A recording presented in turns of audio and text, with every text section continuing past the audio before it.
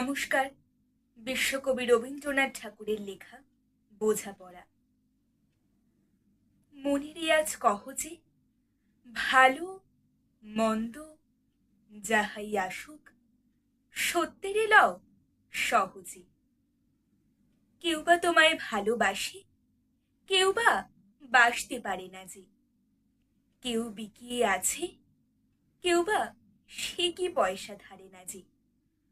কতকটা যে স্বভাব তাদের, কতকটা বা তোমারও ভাই।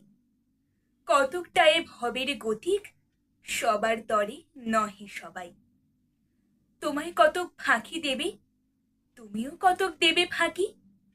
তোমার ভোগে কতক পড়বে, পরের ভোগে থাকবে বাকি।